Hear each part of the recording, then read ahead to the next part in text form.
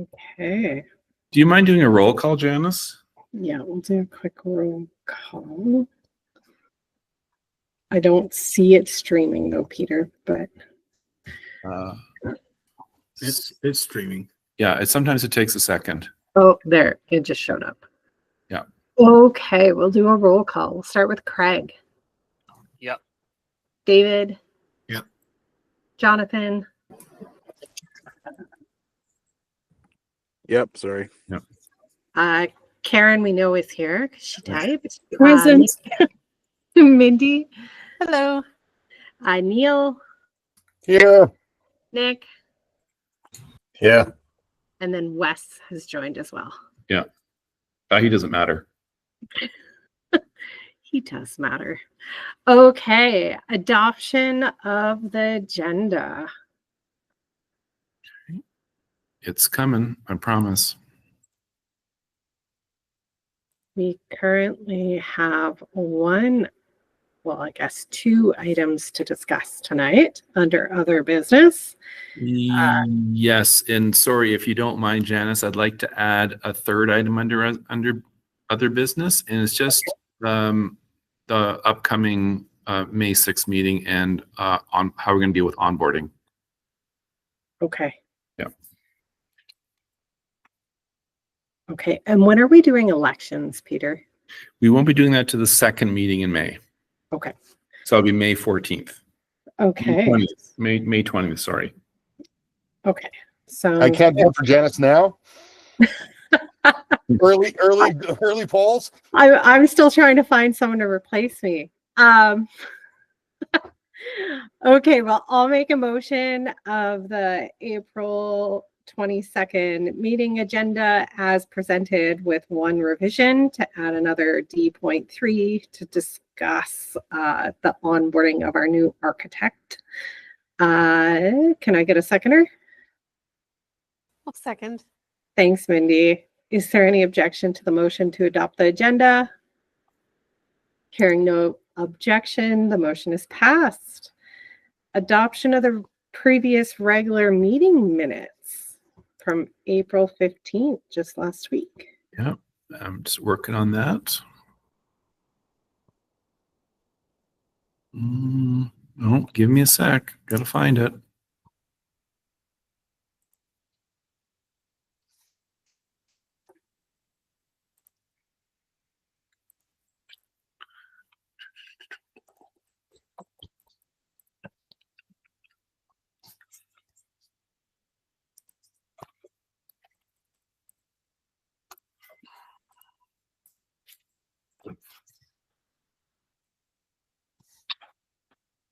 Let's see. Is that it? I thought I was all ready and I wasn't. Good. It's all good. Yeah. I don't think I've seen them circulated, but I wasn't at the last meeting. Yeah, fair enough. And if they haven't, we could defer approving them to next meeting. Yeah, well, just give me a sec here. It'll just take me a minute to track them down.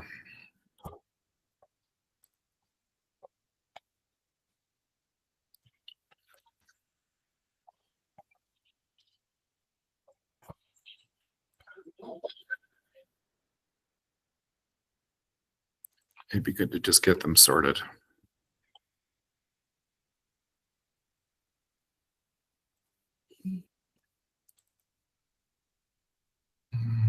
And the last ones would be the 15th. Correct. Yeah, here they're just popping up now.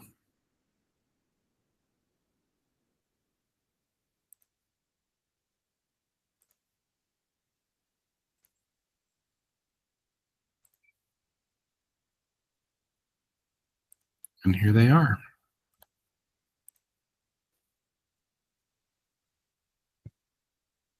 Craig was the chair. We had one project. So the 96th Street project. There's the motion. And that's it. Okay. Any revisions to note? Okay, based on that, I'll make a motion to adopt the April 15th meeting minutes. Can I get a seconder? Second. Thanks, David. Is there any objection to the motion to adopt the previous regular meeting minutes? Hearing no objection, the motion is passed. Peter, are there any requests to speak? No, or none. Okay. Well, with that, we will move on to our first item. All right. Well, we've got two items to talk about today. One is the standards and procedures, and the other is the new submission guide. So, I don't have a lot to say about it, except as I mentioned in the covering email, all of the changes that have been accommodated as a result of the last round of engagement with industry have been specifically flagged here. There's actually very few. So rather than providing an overview, we've given everyone on the committee, I think, 2 weeks to review this. I think what I'm happy to do is just open it up to any questions or comments that people on the committee would have about the material that was circulated. And keep in mind that the subcommittee has also reviewed this material as well.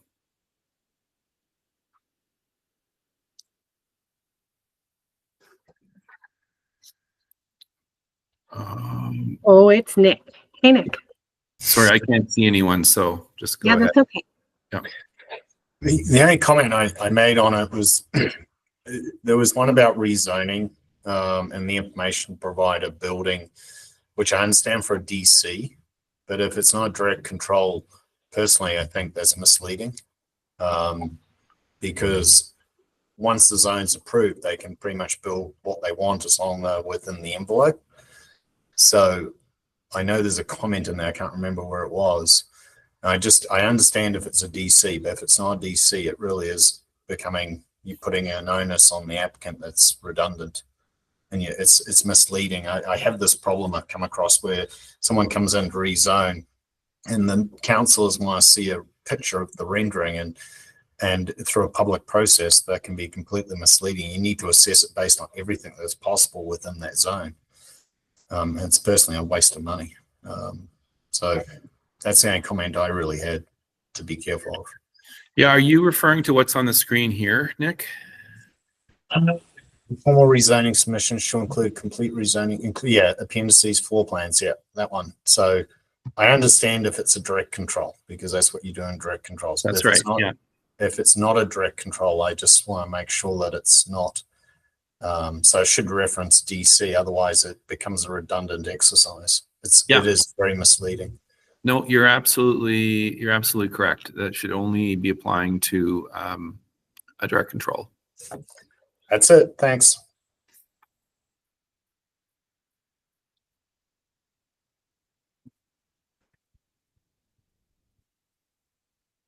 Okay. Are there any other comments or questions? And maybe what we'll do, just because I do think it's going to be a relatively quick conversation, we can just scroll through what those changes actually are from the last time. They would be items that are in yellow.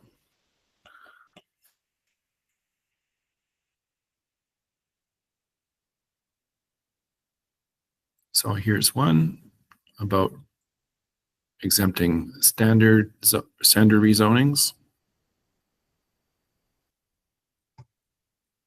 It's only a handful. That's one.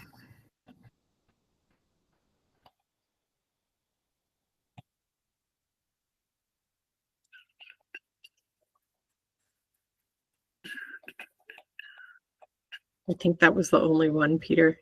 Oh, someone's beeped in. Oh, Neil? I thought there was another one. Maybe not. There you go. With regard to the standard rezonings, Yes. I can't remember, did we have a conversation about scale? Because It could be quite a substantial scale difference.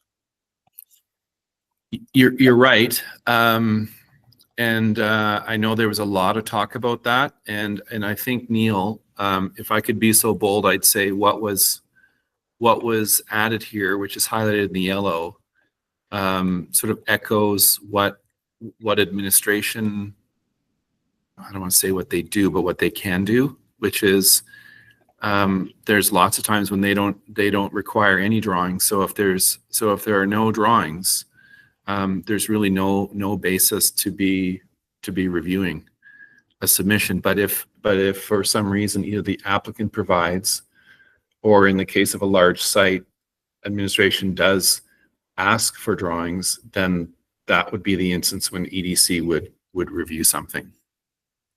Makes sense to me. And that's what's captured in this yellow here. Yeah, except where administration requests site development or similar design documentation of the applicant.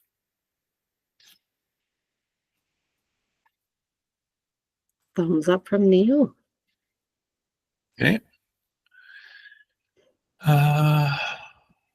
All right, then I guess that is it then on this item. Are there any other sort of general questions or comments? The only one that I had, Peter, was the 3 appendixes that are listed. Yeah, They'll be attached, linked, etc. that's correct. Yeah. Okay, and then the only other one that I had was in regards to the meeting chair script. We were going to put that's in the on. Yeah, it's one of the appendices. Okay. Yeah. Okay. Yeah, sorry, I didn't. We forgot to attach the appendices, but yes, it's one of the appendices. Okay. Yeah. Karen? Just a small item, and I'm not sure where the right place would be for it. But something I find really, really helpful is the file manager's synopsis that we get. Mm-hmm. We don't always get it in writing ahead of time, and I find that probably the most helpful piece of any package. I'm wondering if we could somehow work that into part of the submission process, with also having comments at the end, like what those file planners are looking for, what specific questions, what specific feedback, and how we can help them. Mm-hmm. I find that to be probably the most helpful piece of that package. So just a suggestion that we could maybe work in somewhere. Fair enough. I'll just make 2 comments. I think some of the second part of your comments are captured here. I just need to find them. This would be what the purpose of the project synopsis is. Mm-hmm. So there it is there. Yeah, because we don't always get that. So well, and so I'll just be really honest with you. This is, yeah, I completely agree with you. The problem is we can ask the file planners to give it in advance. The reality is they just can't always get it to us. they don't. Yeah. Right. We can certainly, again, try to push for, like 5 days or something in advance, but ultimately we are at the whim of the file planners to provide it in advance. Mm-hmm. Yeah. Yeah. Unfortunately. Okay. Yeah. Maybe just a little extra push to get us that information would be appreciated. Yeah, and I'll just be honest with you, like I think it helps us too, because if we see it in advance, which we don't always, I think we can also help to troubleshoot things. Mm-hmm. Without getting the specific details, there's times when I think we can kind of serve as a bit of an intermediary and make sure if there's things that appear to be missing or questions during a synopsis, we can anticipate those in advance. Mm-hmm. Yeah. Okay. No, My 2 cents worth. Yeah. Thanks. All right. Are there any other comments or questions?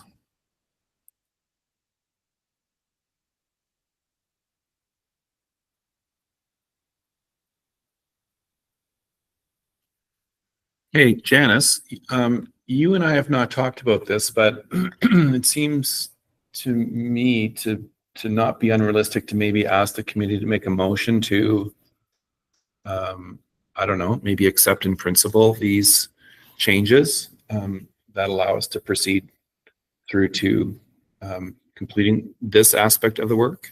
Sure. We'll do one last chance. Anyone else have any comments? Okay, well then I will make a motion to accept the EDC standards and procedures final draft document. Can I get a seconder? Second that. Thanks, David. Any? Sorry. Is there any objection to the motion? Hearing no objection, the motion is passed. Okay. Wonderful. 1 down, 2 to go. Yeah. Okay. In that case, then we'll just switch gears here and we'll jump right into the submission guide. So this is not one that I've highlighted the changes. It was a little too difficult to do so, but I think what I can do, and I would also invite maybe David, if he's comfortable, to jump in if needed, is we did make a few edits here that increase the legibility of the document, and this was based on David's work as an individual and also just the subcommittee as a whole. So I can just quickly take you through what those changes look like. One would be just how it's structured in terms of presenting the principles. And that was, I think Jonathan made that comment. So it's now inserted into the body of the text and arguably a lot easier to read. There was a few other changes, but I think the most notable change here is just an attempt to try to simplify and to visualize some of the key features. So there's an infographic here that kind of summarizes what the components of the submission are. And then there's another graphic here that tries to explain in a more simple way what the two pathways to submitting are. And of course, the new pathway is the opportunity to apply and present as an informal and receive an exemption from a subsequent formal presentation. Other than that, really the components of, and we added some graphics of what different things could look like in terms of deliverables. And I would just say that at the risk of going off tangent here, one of the things that we committed to do in the upcoming work plan is to do something akin to an exit survey each time someone comes to the committee. And one of the things that we talked about as a subcommittee is when there is a good submission is just following up right away and just asking the applicant if we can use the submission or portions of the submission to communicate what we're looking for as a committee. So so having said that, that's really the third thing, is just the inclusion of some graphics. So that's the quick overview. Again, happy to answer any questions or field any comments about the document as presented. You just have to spell McElhaney right. Oh, did I muck it up? You got double L. Well, I did that to make sure you read it. And obviously you did. Yeah. I will make a note of that.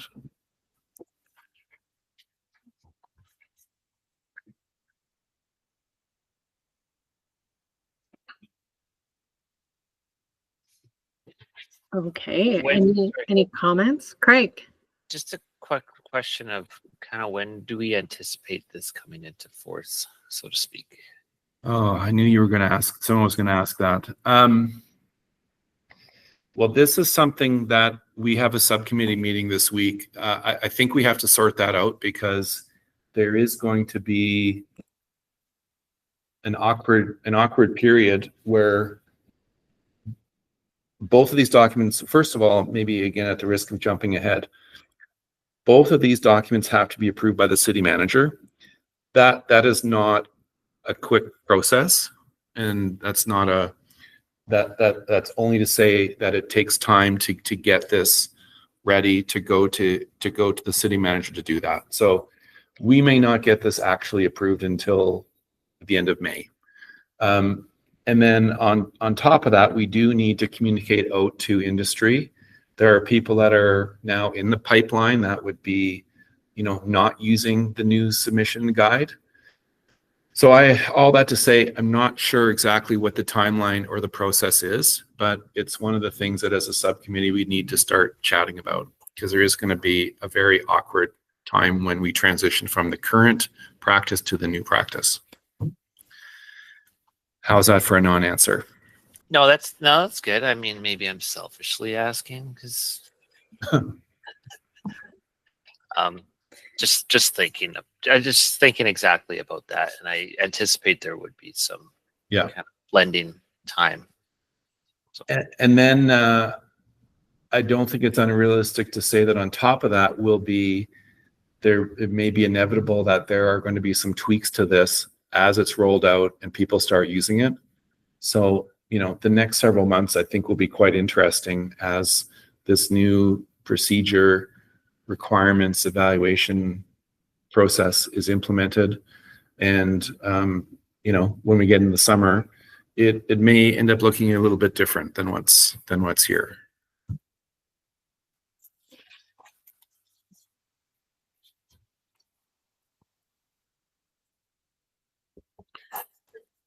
Are there any other questions or comments?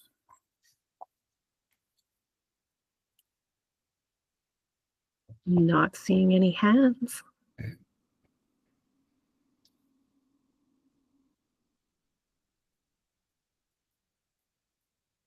Okay, well, similarly, if we're not hearing anything, I'll make a motion then.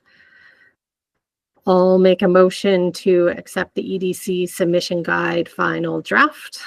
Can I get a seconder? Yeah. Thanks, David. Is there any objection to the motion? Okay, hearing no objection, the motion is passed. And thanks again both to the subcommittee, but particularly David for his work on this. It was, a lot of work went into this.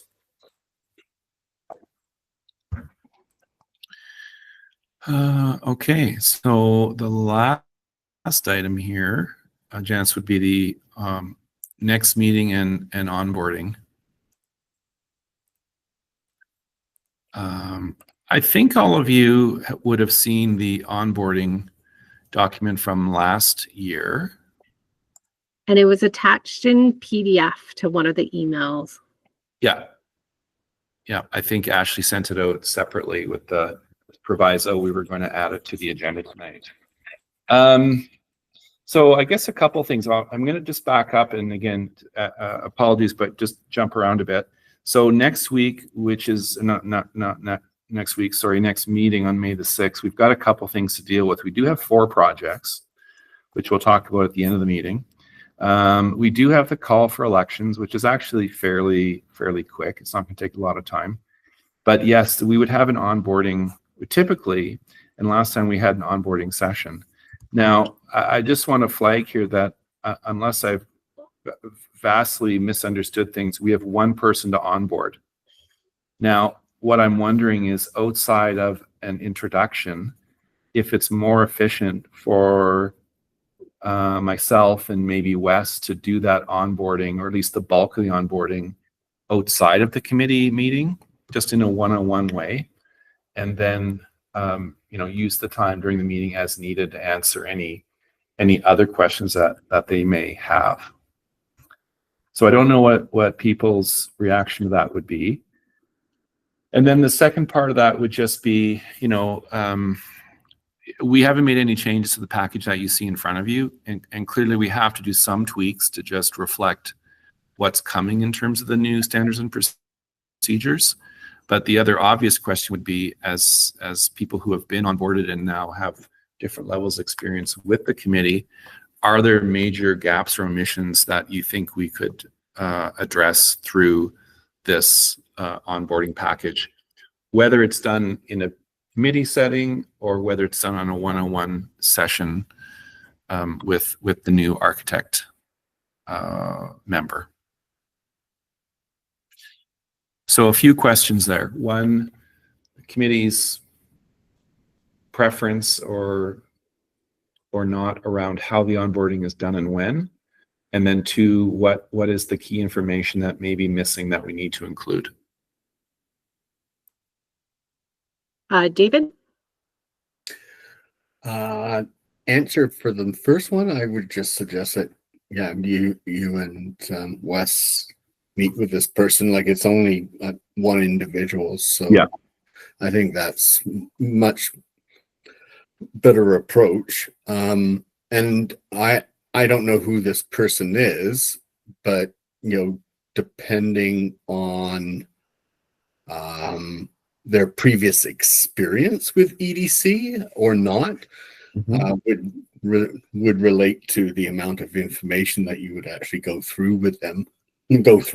So yeah, I think everything that was brought to the table the last onboarding session was of value, especially for those who were sort of first newbies with regards to EDC and processes and things like that, and generally what to expect and how to sort of respond. So yeah, I would personally, I would leave that up to you and Wes to sort of review and see what level of information this person really requires to be to be fully onboarded. Right. Yeah, thanks for that, David. And I think if there's no major objection to that is what we'll do. What about the second part of that question? And maybe this isn't so much apply to you because you've been around for a long time, but last year we did onboard several new people. If I'm not mistaken, like Karen was one of them. Are there things that you wish we had done differently when you were onboarded that could be of benefit to a new committee member? To be honest, I can't believe it's been a year. The year's up. No, honestly, I think it's just kind of being thrown in and observing and working through it. Yeah, as far as the onboarding side for me. Yeah. Okay. Yeah, and we don't, and maybe to David's comment, we don't know who the new person is. And typically we find out at the very, at a very late stage in the process, and there's not even any guarantee the person can attend the meeting based on their schedule. So Peter, on that regards, the Urban Planning Committee met last week for a like a non-planned meeting, and they did the candidate interviews and the appointment recommendations. So I think the office of the city clerk does know who it is. Oh, I'm sure they do. Yeah.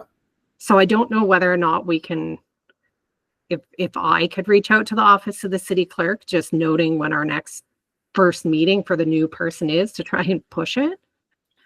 Yeah, I think that's something we can do here too. We can get a hold of them and ask.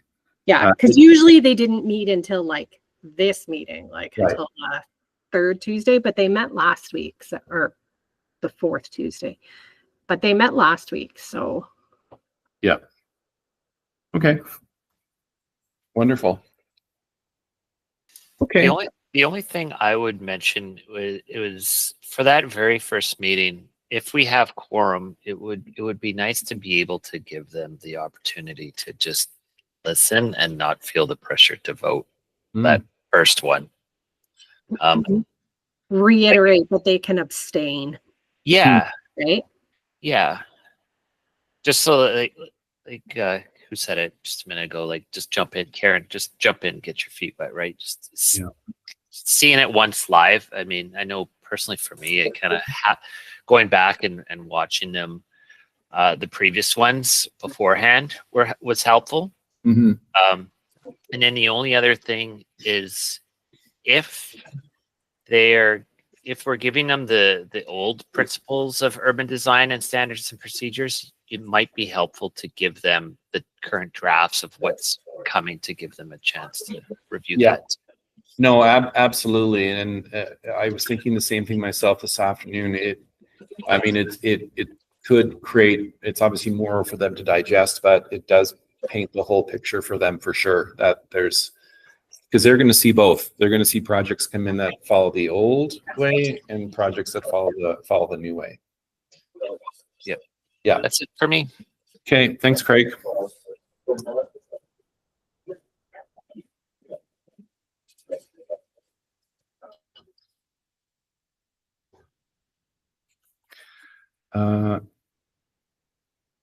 Unless there's any other comments or questions, we can consider this one done, Janice, and I'm happy to pass it back to you. Okay. Well, I'm not seeing anything in the chat or no hands. Okay, well, with that, we'll move to item E, upcoming applications, conflicts, and regrets. Just you're way ahead of me here. Oh, it's okay. They weren't listed, and you just said we had 4. So. Yeah. They were on the next they were on the meeting minutes, if I saw correctly there, Peter. Yeah, just give me a sec. I'll just jump back over there. Oh wow, no, that's an old one. Sorry about that. 2021, we're in the Wayback Time Machine. Yeah, some of you will know that I have about 20 tabs open right now. If you could look at my face, Peter, you would not see any look of surprise. I have 14. I remember your desktop, Peter. 20 is nothing. There we go. There I we only go. have one, David, and it's called miscellaneous. But once you get in there, it's ugly. Yeah. Yeah. Yeah, so we have four projects. Yeah, we have 1 informal and three formals. Yeah, so I don't know if any of these projects look familiar to anyone. I don't think we've actually seen the Century Park one yet, so I can't say much about who I think might be a conflict, but of the other 3, nothing intuitively stands out. So unless one of you knows something, I think we probably will be okay. Anyway, those are the 4 projects. Okay, any no one regrets for Tuesday, May the 6th?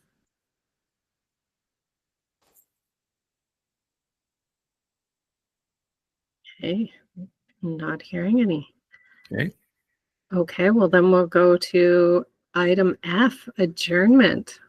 We will adjourn the meeting at 4:38. Plenty of time for Nick to get to his game. Good luck, Nick. Thank you. Okay, next meeting is Tuesday, May the 6th. See y'all then. Yes. Thanks, everyone. Have a great evening. See ya. Good night. Bye-bye. Bye.